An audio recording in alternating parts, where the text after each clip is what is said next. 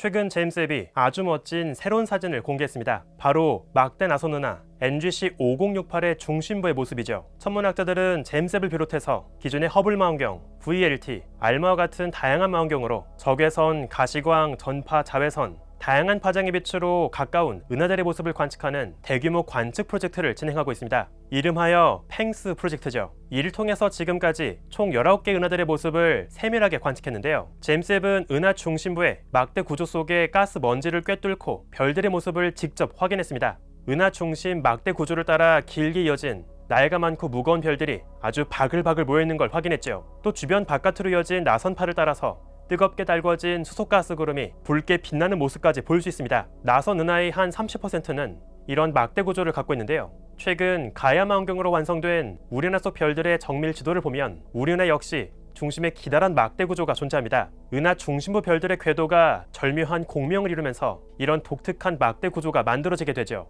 은하 중심의 막대 구조는 은하 전체의 진화에도 아주 중요한 역할을 하고 있을 거라 추정합니다. 하지만 여전히 막대 구조와 은하의 진화 사이 메커니즘에 대해선 많은 미스터리가 남아있죠. 특히 가장 난감한 문제가 하나 있는데요. 현재 관측되는 은하의 중심 막대 구조만 봐선 이 막대가 지금 더 길어지면서 성장하는 중에 있는 건지 아니면 길이가 짧아지면서 파괴되어 가는 중에 있는 건지 그 둘을 구분할 수 없다는 겁니다. 막대 구조의 진화는 수억 년 스케일로 벌어지고 있죠. 따라서 고작 몇 년 관측해가지곤 이 막대가 길어지는 중인지 짧아지는 중인지 진화 방향을 파악하는 건 불가능합니다. 그런데 최근 이 막대 구조의 진화 방향성을 추적할 수 있는 작은 실마리가 발견되었는데요. 오랜 세월 굳이 관측하지 않아도 딱 지금 이 순간의 스냅샷 한 장만 가지고도 성장 중인 막대와 파괴 중인 막대를 구분해 볼 수 있습니다. 은하 중심 막대 구조의 진화의 작은 실마리 우주먼지 헌터타임즈, 오늘은 특별히 최근 발표한 저의 연구를 소개합니다. 오래전부터 은하 중심의 막대 구조는 은하 외곽의 가스 물질을 은하 중심으로 끌어모으고 있다고 생각해왔죠. 일종의 가스가 유입되는 통로 역할을 하고 있습니다. 때문에 막대 구조는 크게 두 가지 방식으로 은하 진화에 중요한 역할을 하고 있을 거라 생각했는데요. 우선 하나는 새로운 별이 더 폭발적으로 더 많이 탄생하게 만들 수 있습니다. 별들은 가스 물질이 반죽되면서 태어나죠. 막대 구조를 따라 은하 외곽의 가스 물질이 은하 중심부에 모여들게 되면 한창 새로운 별 탄생이 촉진됩니다. 또 이러한 가스 유입은 은하 중심에 살고 있는 거대 블랙홀에게도 먹잇감을 제공하게 되는데요. 더 많은 가스 물질이 유입되면서 중심의 블랙홀은 폭식을 하게 되고 더 활발하게 사방으로 에너지를 토해내는 활동성 은하로 변하게 됩니다. 따라서 단순하게 생각하면 은하 중심의 막대 구조가 더 성장하고 길어질수록 은하의 별 탄생도, 은하 중심 블랙홀의 활동성도 모두 높아지게 될 것이라 예상할 수 있죠. 그런데 재밌는 건 실제 관측을 해보면 막대 구조의 길이와 은하의 별 탄생, 그리고 은하 중심의 블랙홀 사이에서 뚜렷한 상관관계를 찾는 게 굉장히 어렵다는 겁니다. 그래서 오히려 막대 구조가 은하의 진화에서 정반대 역할을 하고 있을 거란 새로운 가설도 있었죠. 은하 중심에서 형성된 막대 구조가 은하 외곽까지 펼쳐져 있던 가스 물질을 너무 지나치게 빠르게 소진시키게 되고 은하의 전체적인 별 탄생의 효율은 오히려 급감할 수 있습니다. 또 막대 구조가 실은 은하 중심의 블랙홀의 성장에는 별다른 영향을 주지 못할 수도 있죠. 사실 가장 큰 문제는 은하의 별 탄생과 은하 중심 블랙홀의 성장 자체도 서로가 서로에게 영향을 주고 있다는 겁니다.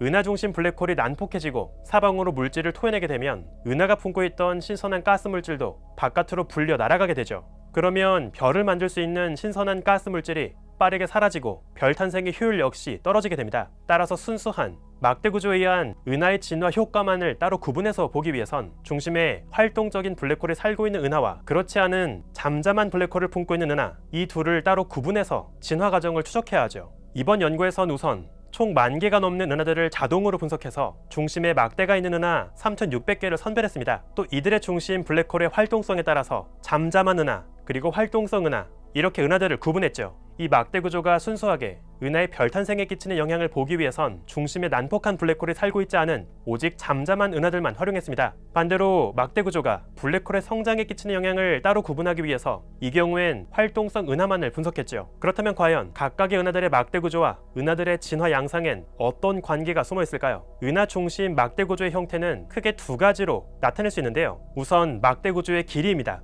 물론 은하 자체가 더 클수록 더 큰 막대 구조가 존재하기 때문에 막대 구조의 스케일을 공평하게 비교하기 위해선 실제 막대 구조의 길이를 은하 자체 사이즈로 나눠주는 표준화 작업을 해주어야 하죠. 그래서 정확하게는 은하의 원반 자체 크기 대비 은하의 막대 구조가 얼마나 큰지를 나타내는 그 비율을 사용합니다. 그리고 또 다른 기준으론 이 막대 구조가 얼마나 통통한지 기다란 타원 모양을 하고 있는 막대 구조의 이심률을 사용합니다. 저는 이번 연구에서 이 두 가지 기준에 따라 은하들의 특성이 어떻게 달라지는지를 비교했죠. 그 결과 아주 재밌는 점을 발견했습니다. 우선 은하들 속의 별 탄생의 정도를 보면 아주 깔끔하게 오직 막대 구조의 길이에 대해서만 관계를 갖고 있습니다. 막대 구조의 통통한 정도, 이심률과는 아무런 관계를 보이고 있지 않죠. 막대 구조가 더 길수록 은하 안에선 더 많은 별들이 탄생하고 있습니다. 즉 막대가 더 길어지고 성장하면서 막대에 의한 가스 유입이 더 많아지고 있고 별 탄생 역시 촉진되고 있다는 것을 보여주고 있죠. 더 정확한 분석을 위해서 은하 전체가 아닌 은하 중심부만의 별 탄생의 효율도 따로 비교해봤는데요. 확실히 막대 은하 속의 별 탄생 대부분은 막대 구조가 존재하는 은하 중심부에 집중적으로 벌어지고 있습니다. 즉 은하 속에 잠잠한 블랙홀이 살고 있는 경우에는 막대 구조의 존재가 별 탄생을 촉진시키고 그와 함께 막대는 성장하고 있다는 것을 보여주고 있죠. 그런데 은하 중심에 활발하고 난폭한 블랙홀이 살고 있는 경우 전혀 다른 결과를 볼 수 있습니다.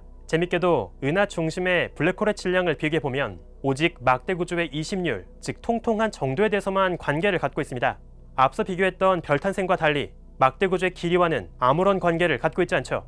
은하 중심의 블랙홀이 무거워질수록 길고 가늘었던 막대 구조는 더 짧고 뚱뚱해지죠. 막대 구조의 존재가 블랙홀을 촉진시키는 것이 아니라 오히려 반대로 블랙홀이 성장하면서 막대 구조를 파괴하고 있었던 겁니다. 이것은 그간 일부 시뮬레이션으로만 제한되었던 블랙홀이 성장하면 막대가 약화될 수 있다는 것을 보여주는 관측적인 증거가 될 수 있죠. 결국 이번 결과를 정리해보면 막대 은하의 진화는 일종의 사이클을 따라 진행되고 있다고 볼 수 있는데요. 원래는 막대가 없었던 은하에서 여러 요인으로 인해서 막대가 만들어집니다. 옆에 있는 이웃한 다른 은하와의 충돌이나 은하 중심에 살고 있는 별들끼리의 상호작용 등 다양한 방식으로 막대가 형성되죠. 이렇게 막대 구조가 만들어지면 점점 더 많은 가스 물질을 은하 중심부로 끌어모으게 됩니다. 그리고 특히 은하 중심부에서 더 많은 어린 별들이 활발하게 태어나죠. 동시에 막대는 점점 더 길게 성장합니다. 그러다가 서서히 시간이 지나면 은하 중심에서 이번엔 블랙홀이 성장하게 되는데요. 초거대 질량 블랙홀이 무거워지고 성장하면 중심 별들의 궤도 공명이 흐트러지게 되고 막대 구조는 약해지죠. 길고 가늘었던 막대 구조는 점차 뚱뚱하고 짧아지게 되고 블랙홀이 최대로 성장할 때쯤 막대는 거의 사라지게 됩니다. 이번 발견을 우주의 다양한 막대 은하들에게 적용해 본다면 아주 재밌는 추론을 해볼 수 있습니다. 만약 어떤 두 은하 중심에서 정확히 같은 길이를 갖고 있는 막대 구조가 발견되었다고 생각해 보겠습니다. 사진만 봐가지곤 두 은하 중심의 막대 구조가 더 짧았다가 길어지고 있는 건지 아니면 원래는 더 길었지만 짧아지고 있는 건지, 즉 성장하는 중인지 파괴되는 중인지 구분할 수 없습니다. 그런데 둘 중 하나는 활동성 블랙홀을 품고 있고 나머지 하나는 잠잠한 블랙홀을 품고 있다면 이제 그 둘을 구분할 수 있게 되는 것이죠. 안타깝게도 우린 138억 년의 우주 역사 속에서 아주 짧은 찰나를 살고 있습니다. 우주 하루살이인 우리에게 우주의 진화는 너무나 느리게 벌어지고 있죠. 찰나의 스냅샷에 불과한 지금 이 순간의 모습만 보면서 우주 진화의 방향성을 추측해야 합니다. 그리고 놀랍게도 이제 인류는 수천 수만 개의 은하를 한꺼번에 분석하면서 그 시간의 한계를 극복해 나가고 있죠. 마치 변하지 않고 그대로 서 있는 것 같은 산을 바라보면서 산이 지금 천천히 솟아오르고 있는 중인지 아니면 천천히 무너지는 중인지 그 두 가지를 구분하는 셈이죠. 우주의 진화를 모두 다 느끼기에는 우리의 삶은 너무나 짧습니다. 하지만 이 우주 하루살이들은 그 느린 우주의 진화의 템포를 맞춰가며 우주의 과거와 미래를 알고 싶어 하죠. 이번 연구 결과가 이 욕심 많은 우주 하루살이의 꿈을 이뤄갈 수 있는 아주 작은 단서가 되길 바라봅니다. 우주먼지 엔터타임즈 오늘은 여기서 마칩니다. 구독과 좋아요도 부탁드릴게요. 우주먼지 여러분 감사합니다. 안녕.